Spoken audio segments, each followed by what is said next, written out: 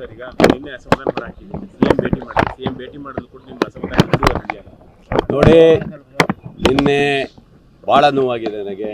ನಿಜವಾಗ್ಲೂ ಮಂತ್ರಿ ಸ್ಥಾನ ಸಿಗುತ್ತಂತ ನಿರೀಕ್ಷೆಯಲ್ಲಿದ್ದಂಥವರಿಗೆ ಭಾಳ ಇದು ಆಗಿ ನೋವಾಗಿ ನನ್ನ ಕಾರ್ಯಕರ್ತರು ಎಲ್ಲ ಹತ್ಕೊಂಡು ಊರಿಗೆ ಹೋಗಿದ್ದಾರೆ. ಆದರೆ ಏನು ಮಾಡೋಕ್ಕಾಗತ್ತೆ, ಇವತ್ತು ಪಕ್ಷ ಅಂತ ಬಂದಾಗ ನಾನು ರಾಜೀನಾಮೆ ಕೊಡಬೇಕಂತ ತೀರ್ಮಾನ ಮಾಡಿದಾಗ ಮಾನ್ಯ ಮುಖ್ಯಮಂತ್ರಿಗಳು ಕರೆದು ರಾತ್ರಿನೇ ಫೋನ್ ಮಾಡಿದರು. ಯಾವುದೇ ನಿರ್ಧಾರ ತೆಗೆದುಕೊಳ್ಬೇಡ, ನನ್ನ ಹತ್ರ ಬನ್ನಿ ಅಂತ ಹೇಳಿದರು. ಬೆಳಗ್ಗೆ ಕರೆಸಿದ್ರು, ಮಾತಾಡಿದ್ದೀವಿ. ಪಕ್ಷಕ್ಕೋಸ್ಕರ, ಮಾನ್ಯ ಮುಖ್ಯಮಂತ್ರಿಗಳಿಗೋಸ್ಕರ, ಅವರಿಗೆ ಬೆಂಬಲವಾಗಿ ಮುಂದೆ ಬರುವಂಥ ಚುನಾವಣಾ ನಿರ್ಧಾರಕ್ಕೋಸ್ಕರ ಪಕ್ಷದಲ್ಲಿ ಗೊಂದಲ ಆಗಬಾರ್ದು ಅದು ದೃಷ್ಟಿ ಇಟ್ಕೊಂಡು ಅಧಿಕಾರ ಇಲ್ದೋದ್ರೂ ಪರವಾಗಿಲ್ಲ, ಮಾನ್ಯ ಮುಖ್ಯಮಂತ್ರಿಗಳ ಸಪೋರ್ಟಾಗಿ ನಿಲ್ಲಬೇಕಂತೇಳಿ ಇವತ್ತು ನಿರ್ಧಾರ ಮಾಡಿದ್ದೀನಿ. ಭರವಸೆ ಯಾವುದು ನಾನು ಕೇಳಲಿಲ್ಲ ನನಗೆ, ಯಾಕಂದರೆ ಆಗೋಗಿದೆ, ಎಲ್ಲ ಮುಗಿದೋಗಿದೆ. ಮಂತ್ರಿ ಸ್ಥಾನದ ಎಲ್ಲ ಇದು ಮುಗಿದೋಗಿದೆ. ಇನ್ಯಾವುದು ಭರವಸೆ ಕೊಡುವಂಥದ್ದು ಏನಿಲ್ಲ. ನನಗೆ ಹಿಂದೆ ಟಿಕೆಟ್ ಕೊಟ್ಟವರು ಸಹ ನಮ್ಮ ಡಿ ಕೆ ಶಿವಕುಮಾರ್ ಸಾಹೇಬರು ಕೊಟ್ಟಿದ್ದರು. ನನಗೆ ಯಾವುದೇ ಇದಿಲ್ಲದೆ ಕೊಟ್ಟಿದ್ದರು.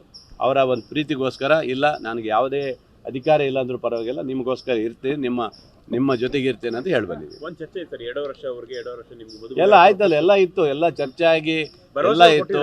ಹಿಂದೆ ಇತ್ತು, ಹೌದು, ಹಿಂದೆ ಭರವಸೆ ಇತ್ತು. ಅಂದರೆ ಮುಂದೆ ನಿಮಗೆಲ್ಲ ಅವಕಾಶ ಮಾಡಿಕೊಡ್ತೀನಿ ಅಂತ ಹೇಳಿದರು. ಅವೆಲ್ಲ ನಿರಾಸೆ ಆಗಿದೆ ಬಿಡಿ, ಏನು ಮಾಡ್ಲಿಕ್ಕೆ ಆಗೋದಿಲ್ಲ.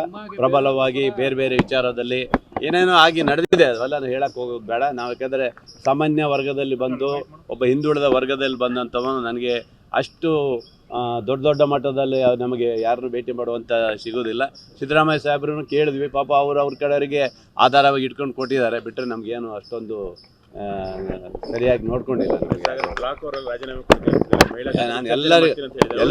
ನಾನು ಎಲ್ಲರಿಗೂ ಹೇಳ್ತಾ ಇದ್ದೀನಿ, ದಯವಿಟ್ಟು ಭಾಳ ಜನ ಬೆಳಗ್ಗೆಯಿಂದ ಹತ್ಕೊಂಡು ಫೋನ್ ಮಾಡಿದ್ದಾರೆ.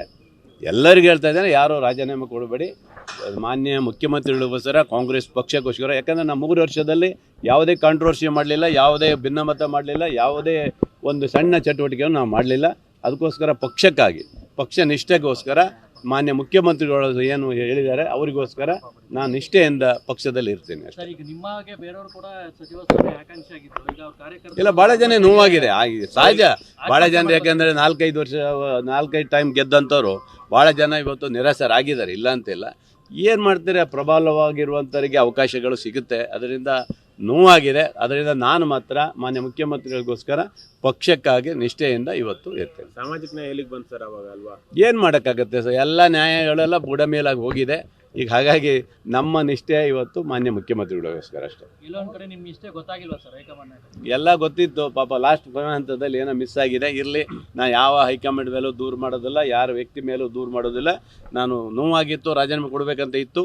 ಮಾನ್ಯ ಮುಖ್ಯಮಂತ್ರಿಗಳಿಗೋಸ್ಕರ ಇವತ್ತು ಎಲ್ಲವನ್ನು ಬಿಟ್ಟು ಪಕ್ಷಕ್ಕಾಗಿ, ನಮ್ಮ ಮುಖ್ಯಮಂತ್ರಿಗಳಿಗೋಸ್ಕರ ನಿಷ್ಠೆಯಿಂದ ಕಾರ್ಯಕರ್ತನ ಕೆಲಸ ಮಾಡ್ತೀನಿ. ಜೋರಾಗಿ ಮಳೆ ಆಗ್ತಿದೆ, ಗುಡ್ಡ ಕುಸಿತ ಕೂಡ ನಿಮ್ಮ ಕ್ಷೇತ್ರದಲ್ಲಿ ಆಗಿದೆ? ನನ್ನ ಕ್ಷೇತ್ರದ ತೀರ್ಥಹಳ್ಳಿಯಲ್ಲಿ ಆಗಿದೆ, ನನ್ನ ಕ್ಷೇತ್ರದಲ್ಲಿ ಆಗಿಲ್ಲ.